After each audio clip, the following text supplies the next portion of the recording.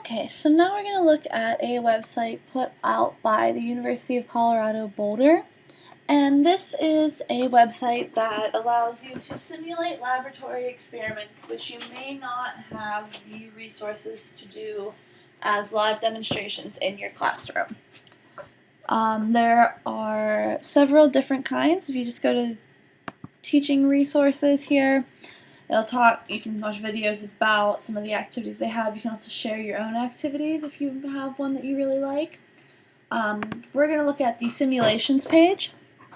And under this you see on the sidebar activities separated for physics, biology, chemistry, earth science, math, and then you can also edit them or reduce your search engine by grade level. They have them separated elementary, middle, high school, and even some university level simulations. You can also look by device. So if your class has a class set of iPads or tablets, they have the lab separated out for ones that are compatible. Also, if you have a set of Chromebooks or laptops or even just your desktop computer, they also have those separated out for you. You can also look at cutting-edge research techniques. These are some things that are probably more on the university level but might be neat to teach as a demonstration for an AP or advanced level class. So let's go ahead and look at biology because I'm a biology teacher. And we'll go ahead and scroll through. Let's run through gene expression, the basics. So this allows teachers to, there are tips for teachers here. There's also other labs that you might want to use in conjunction with these. Different translations, so if you have ESL students, might be able to help them out here depending what level they are in their BICS and CALP.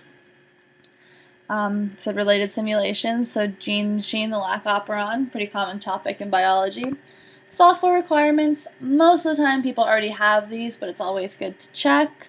And then it gives credit to those who helped to develop. So that's just what you'll see on the main page. You can also share this activity with fellow teachers or colleagues.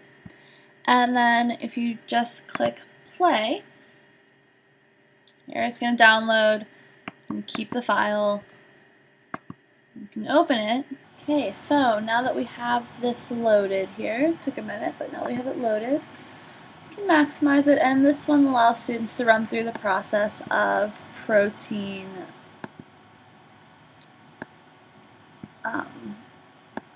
transcription. So what they do is they add the positive transcription factor and the RNA polymerase to the DNA strand, and they create an mRNA.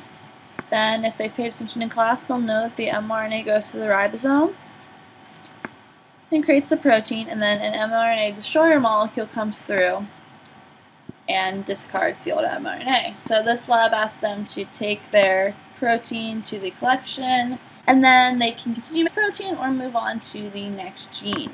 So we're just going to do real quick just to finish the lab here. So again, we'll add transcription factors. Polymerase. No.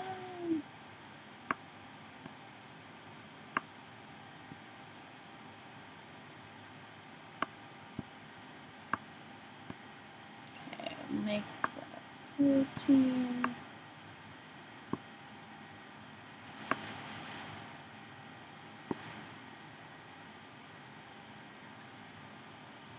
And once we have the protein, we can put it in our collection and move on to the next gene.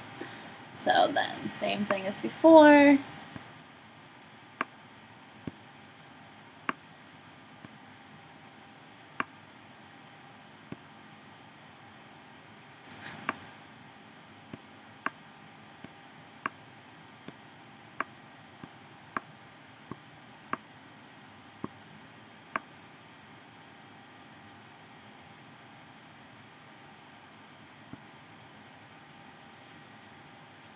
And we will put this little Pac-Man guy on the end. Chomp that up.